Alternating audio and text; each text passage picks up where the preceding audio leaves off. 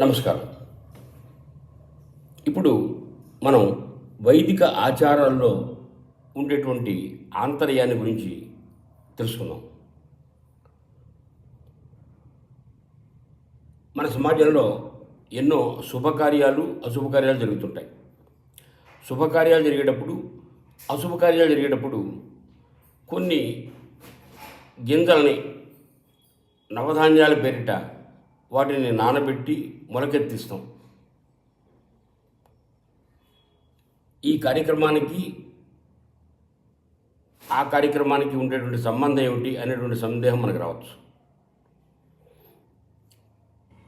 శుభకార్యాలు జరిగేటప్పుడు అగ్నిహోత్రం పేరిట కొన్ని మొక్కలు విధిగా నశిస్తాయి. పూర్వం ఆశ్రమాల్లోనూ అడవుల్లోనూ ఈ శుభకార్యాలు జరిగేవి కాబట్టి ఎక్కడ పడితే అక్కడ వృక్షాలు ఎక్కువ ఉండేవి కాబట్టి అగ్నిహోత్ర కార్యంలో కొన్ని మొక్కలు విధిగా నశించేవి.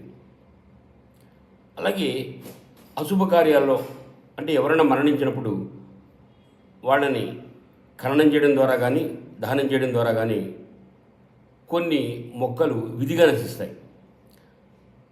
అందువల్ల ఆ నష్టాన్ని మనం భర్తీ చేయాలి. వేదం ఏ ఒక్క మొక్క నశించడాన్ని ఒప్పుకోలేదు. కాళిదాసు మాట అంటాడు, విషవృక్షోపి సంవర్ధ్య స్వయం చేత్తు అసాంప్రతం అన్నాడు. అంటే అది విషవృక్షమైనా సరే దాన్ని పెంచినవాడు దాన్ని చంపకూడదు అన్నాడు. అంటే చెట్టుకి భారతీయ సంస్కృతిలో అంత ప్రాధాన్యం ఉంది. కానీ ఇక్కడ ఆ వృక్షం యొక్క నష్టాన్ని మనం నివారించలేం, అది తప్పదు. అందువల్ల ఆ నష్టాన్ని భర్తీ చేయడం కోసం మన సంస్కృతిలో నవధాన్యాల్ని దాన్ని నానబెట్టి మొలకెత్తించి తద్వారా కార్యక్రమాన్ని నిర్వర్తిస్తారు. దీని ఉద్దేశం ఏంటంటే ఏ మొక్క మనం వ్యర్థం చేయకూడదు.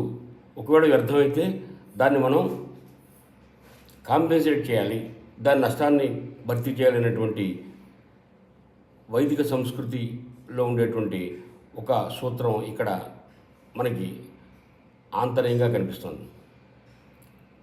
దీన్ని బట్టి మనం ఏ వృక్షాన్ని అనవసరంగా దాన్ని పాడు చేయకూడదు, నశింపజేయకూడదు, నాశనం చేయకూడదు అనేటువంటి విషయాన్ని మనం తెలుసుకుని తద్విధంగా ప్రవర్తించాలి.